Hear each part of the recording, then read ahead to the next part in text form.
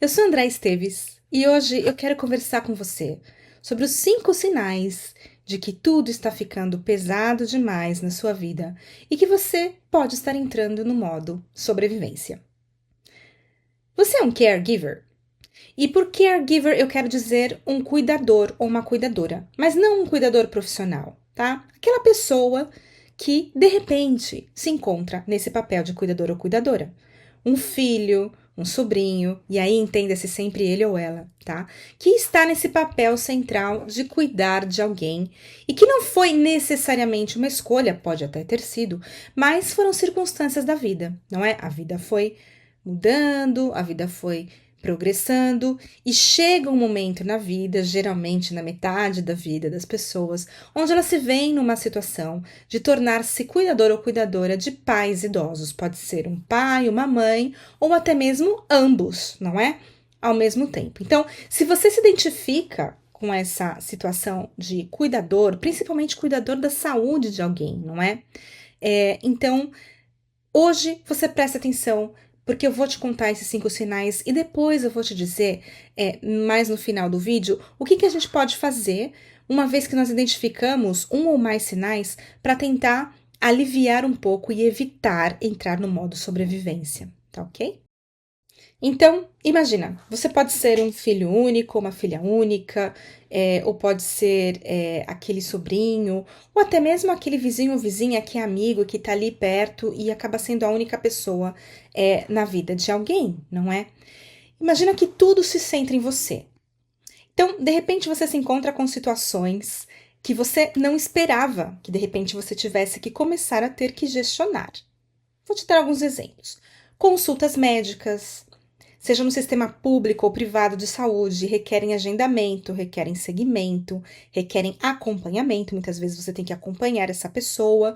Se você mesmo não pode acompanhar o seu pai ou a sua mãe, você muitas vezes tem que organizar um vizinho ou vizinha para ir com essa pessoa, com seus pais, para levarem, organizar um táxi, enfim.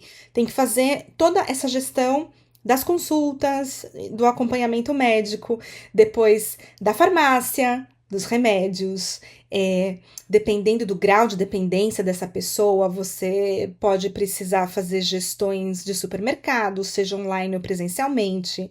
Você, de repente, até se vê na situação de ter que gestionar a vida financeira desse familiar, não é? Pode ser um tio, uma tia, enfim. Aqui nós estamos falando de uma maneira muito ampla, mas você pode aí então se encontrar naquilo que se encaixa para você.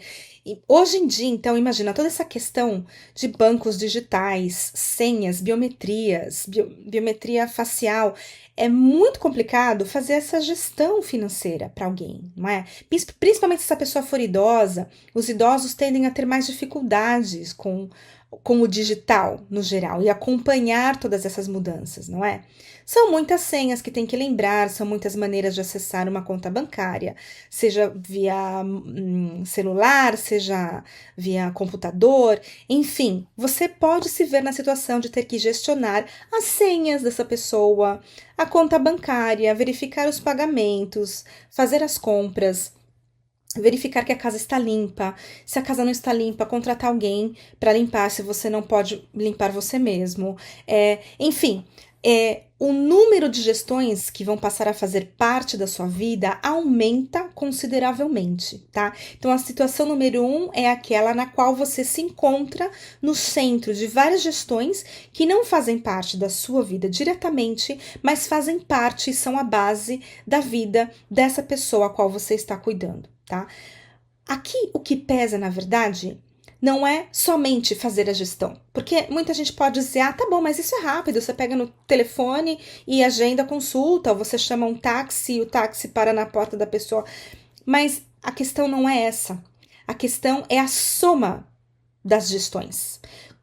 Tudo isso, todas essas gestões somadas à sua própria vida, porque você tem a sua própria vida, o seu trabalho, a sua família, a sua vida social, enfim, tudo isso somado pode virar uma carga muito importante, tá? De repente você vai se ver fazendo várias gestões e ao longo do tempo essas gestões podem até ir aumentando, dependendo do nível de dependência desse seu familiar, do seu pai, da sua mãe, tá? Então, a questão aqui é quando você começa a fazer tudo isso, mas faz tudo sozinho ou sozinha, você não tem revezamento. Você não tem com quem revezar, porque você é um solo caregiver, um cuidador em solitário, né? Aquela pessoa que está ali sozinha, como o pilar, né, estruturante da vida dessa pessoa em tudo que tange saúde e gestões do dia a dia que ela deixou de ser capaz de fazer. Porque está mais idosa, porque sofre de alguma doença específica, ou tem algum problema mental ou de saúde que está impedindo que a pessoa possa viver na sua plenitude física e cognitiva para cuidar 100% de todos esses aspectos da vida, que, aliás, cada vez ficam mais complexos, não é? Porque a vida hoje em dia está gerando para a gente, no geral, uma camada de complexidade a mais, talvez, do que antes, não é? Porque como eu dei o exemplo aí do digital, onde você tem a senha, eu dei os exemplos onde todas as coisas agora dependem de alguma interface com a qual você tem que atuar para conseguir realmente fazer essa gestão, não é? Hoje em dia é muito pouco aquilo que a gente faz pessoalmente. A gente depende muito do digital também. E isso também faz parte das microgestões, tá? Você vai perceber que você vai começar a controlar as senhas das pessoas, você vai ter uma agenda paralela ali, e a sua cabeça não desliga, tá bom? Então, atenção, situação 1, você no centro das operações, da gestão, de tudo que tem que ver com saúde ou dia a dia de uma pessoa. Aí vem a situação 2. A situação 2 é que, de repente, todas essas microgestões somadas viram um segundo emprego para você. Um segundo emprego invisível e não remunerado, muitas vezes. E mesmo se fosse remunerado, talvez nem valesse a pena, entre aspas, né? Você pensar, claro, você faz por amor, ou porque você sente que seus pais cuidaram de você, agora é sua vez. As razões aqui não importa. Não é isso que a gente tá falando, ou o centro daquilo que eu quero colocar para você, mas eu quero colocar as situações que você pode identificar que podem ao longo prazo contribuir para que você entre no modo sobrevivência, que é justo que a gente quer evitar, tá bom? Então, quando você passa a ter um segundo emprego invisível, aí a coisa começa a ficar complicada. Porque você vai ver que você vai estar dedicando muito tempo para coisas que você não consegue nem nomear e nem explicar para alguém. Você trabalhou o dia inteiro, fez várias microgestões além da sua vida normal, você se sente super cansado, e você tem a sensação que você não avançou, sua vida não avança, que você não fez o suficiente. E você não consegue nem explicar onde é que foi parar o seu tempo. E se você tiver que contar isso para alguém, é muito difícil você conseguir traduzir isso em palavras para realmente fazer com que haja uma compreensão de como essas gestões tomam tempo e desgastam e cansam. É muito difícil conseguir transmitir isso de uma forma compreensível para um terceiro que não está no seu lugar. Seja o seu companheiro ou companheira, os seus filhos, ou se você for solo, um amigo ou amigo, até mesmo um outro familiar, um parente, não é? Um vizinho, uma vizinha, uma pessoa com a qual você queira realmente conversar sobre o assunto e você não consegue transmitir. Porque tudo parece pouco, mas é o que eu falei, a soma de tudo isso vira muito. E essa transmissão da realidade é complicada, tá? Então, atenção quando você começa a sentir que tudo isso vira um segundo emprego para você, aquele segundo emprego invisível. E aí pode ser porque você não tem ajuda. Por quê? Porque seu irmão ou irmã mora longe e não pode. Então acaba sobrando para você, ou porque realmente estão desinteressados, ou porque você não tem ninguém mais, você é filho único ou filha única, ou porque, enfim, os outros parentes criticam, mas não ajudam. Aí você tem que lidar também com essa questão. Além de fazer as gestões, você tem que fazer toda a gestão dessa carga emocional, da crítica, da sua mente não desligar, porque você sempre fica com aquela sensação de que. E se esquecerem de tomar o remédio, não é? E se eu esquecer de marcar o retorno da consulta? E se caírem? E se me ligarem e eu não puder atender porque eu tô trabalhando, eu tô aqui no meu trabalho e não posso atender o telefone? Então você acaba não descansando, você pode até concluir essas microgestões, que podem nem ser micro, algumas dão muito trabalho, não é? Mas depois o desligar acaba não acontecendo, tá bom? Então a segunda situação é esse segundo emprego invisível. E a terceira situação é a situação justamente que a mente nunca desliga.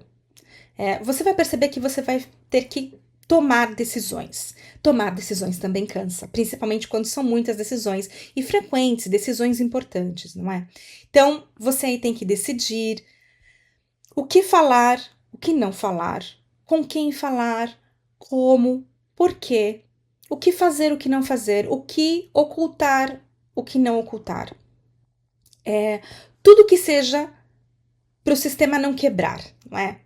Quais são as melhores atitudes, a melhor iniciativa que você pode ter, dependendo da situação. E tudo isso requer decisões. São muitas decisões. E vai ter dia que você nem vai querer ter que decidir. Assuntos que são complexos, são complicados, podem envolver familiares, parentes, podem ser assuntos íntimos da pessoa que você tem que perguntar para ela.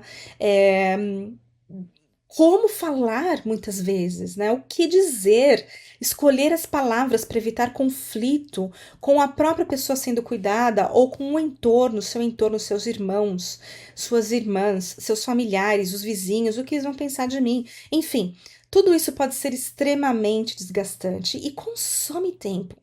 E é o tipo de situação que fica ali na tua cabeça, zum, zum, zum, zum, zum, zum, né? Fica ali, principalmente quando essa situação é complexa e é delicada, e eu não quero tirar a complexidade dessas questões para você, tá? Realmente não quero, porque são situações complexas, a gente tem que entender que algumas coisas na vida são complexas e essas são situações assim. Mas a gente tem que tentar entender o que acontece nesse sistema de complexidade para desconstruir um pouco e ver como melhor levar isso adiante. Nós precisamos navegar essas situações na vida, né? Então, quando você entra nesse modo de que a mente não desliga, isso realmente pesa e pode pesar na sua saúde física e mental. Aí aparece aquilo que eu chamo de fog mental, né? Aquela neblina mental, onde você parece que não consegue pensar direito. Muitas vezes você não consegue nem decidir. Você tem um bloqueio, aquela parálise de decisão acontece, ou você passa a ter outros sintomas, irritabilidade, você não sabe por que você anda tão irritado. Você pode pode descompensar e comer demais, ganhar peso, perder peso, ter dores de cabeça, ter insônia. Presta atenção nessas coisas que eu tô falando. Veja se você se identifica com alguma delas ou todas, não é? Tudo isso pode acontecer e costuma acontecer com os cuidadores que são solo, né? E que passam muito tempo sendo o ponto principal desse cuidado, o pilar principal do que deveria ser, né, um cuidado, diria que distribuído e acaba ficando só para você, né? Eu deveria idealmente, né, no mundo ideal, mas o mundo nem sempre é ideal, ou não costuma ser ideal, na verdade. Bom, então, veja bem, perceba se você começa a ter esse problema de não conseguir desligar a mente, tá bom? E se isso tem algum efeito físico em você que você começou a perceber. Se você se sente muito cansado, uma fadiga, aquilo que você dorme e não descansa, ou não dorme à noite, ou até mesmo sonha muito com situações, aquela preocupação constante, não é? E isso vai afetando a sua alegria de viver, tira a sua energia, começa a te drenar, literalmente, tá bom? Então preste atenção em tudo isso. E a quarta situação que eu queria colocar para você é quando você segura todo esse sistema sem revezamento. É justo o que eu falei agora, você acaba sendo centro e você não tem ninguém com quem compartilhar tudo isso. Muitas vezes até mesmo nem conversar, porque você não quer ficar o tempo todo conversando com seus amigos ou amigas sobre os cuidados dos seus pais, né? Até porque muitas coisas são super pessoais e você não quer compartilhar com ninguém mais fora da sua família, ou você não deve realmente compartilhar, porque são questões íntimas, não é? Mas, enfim, você começa a não ter o revezamento, você não tem ninguém para cobrir para você no momento que você precisa, ou para te dar uma mão, para te dar uma força. Muitas vezes você até consegue esse revezamento, mas a custo financeiro, você tem que pagar alguém para ser o seu braço direito em algumas situações. E quando você pode, ou quando essa pessoa que está sendo cuidada tem algumas finanças que podem serem dedicadas a isso, Tudo bem, ótimo, ajuda. Muitas vezes isso não acontece, você mesmo passa a ter que cobrir esse lapso financeiro, né? Que existe com seus próprios fundos, e isso também pode te trazer problemas a longo prazo financeiros, não é? Mas a questão aqui não é somente essa. A questão é que tudo depende de você. E não ter com quem revezar é muito difícil, porque é uma sobrecarga para você. Mesmo se você conseguir pagar uma ajuda, mesmo que seja em momentos muito pontuais, você ainda tem que fazer a gestão disso. Você tem que procurar alguém, você tem que pagar essa pessoa, você tem que verificar se ela realmente veio ou não. Se ela precisa de alguma coisa, você tem que estar atento, tem que providenciar o que for solicitado. Também tem gestões, aquelas gestões que a gente comentou antes que vão somando, não é? Então, mesmo que alguém te diga, ah, não, mas você tem alguém que tá ali cuidando da pessoa para você, ou alguém que vai levar essa pessoa no médico para você, não é só isso. Muitas coisas passam de maneira invisível nesse sistema, tá? E é isso que a gente tem que trazer à tona. Por que que eu me sinto tão cansado? Por que que eu tô tão cansada? Por que que a vida tá cada vez mais amarga para mim? Tá difícil, eu tô feliz porque eu tô podendo ajudar o meu pai e a minha mãe, mas ao mesmo tempo eu tô sentindo que a minha vida tá mudando. Tá ficando mais difícil, eu tô perdendo energia, não tô conseguindo recuperar. Acho que o problema sou eu. Não, meu caro, minha cara, o problema não é você. O problema é que realmente a vida mudou e te colocou situações que são enormemente complexas, que requerem muito da sua atenção, que requerem o seu tempo e tudo isso somado à sua vida, ao seu trabalho, não é? A você tendo tempo ou não para fazer um exercício físico, muita gente sacrifica a vida social, exercício físico e tudo isso depois vira uma conta muito alta para pagar a longo prazo, a médio ou longo prazo. E muitas vezes você não percebe o quanto isso vai mudando, o quanto você vai mudando, e você só percebe lá no fim desse processo, quando já é muito tarde. E aí você recuperar a sua saúde, recuperar a sua alegria de viver, recuperar a sua energia quando você tá muito mal, ou muitas vezes até em depressão, é complicado, é mais difícil. Não é impossível, mas é mais difícil, tá? Não existe nada que seja impossível. Mas a gente tem que evitar chegar. Mas se chegou, meu amigo, minha amiga, não se preocupem. A gente sempre tem uma maneira, a vida sempre apresenta uma maneira para você sair dessas situações, porque o objetivo realmente é conseguir gestionar não somente essa saúde, essas questões relacionadas à saúde dessa pessoa, mas também a sua própria vida, de forma que você possa respirar, ter tranquilidade ou pelo menos ter a sensação de que você tem um certo controle sobre todas essas coisas que você passou a gestionar sozinho ou sozinha, tá? E a quinta situação que você talvez identifique é que a sua vida passa a ficar sem margem. Então imagina, todas essas gestões acumuladas ali, né? Tudo aquilo que a gente falou que passaram a fazer parte da sua vida, da sua agenda, conciliando com tudo mais que você tem, você não pode se permitir um momento livre, um filme sem se preocupar. Você não pode sentar e respirar tranquilo ou tranquila que você já vai pensar, puxa, tem que fazer tal coisa. Tenho que marcar aquela consulta. Tenho que comprar online e mandar entregar. Tenho que passar lá para ver como estão as coisas. Preciso falar com a minha ajudante, se você tiver a sorte de poder ter alguém ou condições financeiras de poder pagar alguém. Tenho que fazer isso, preciso ver a questão bancária, tenho que pagar aquela conta que vence hoje. Puxa, deu um problema na internet na casa do meu pai, da minha mãe, eu tenho que ligar para provedora para resolver essa questão. Tudo isso vai somando e a sua vida fica sem margem. E aí, qualquer pequena coisa que acontece, estoura o sistema, né?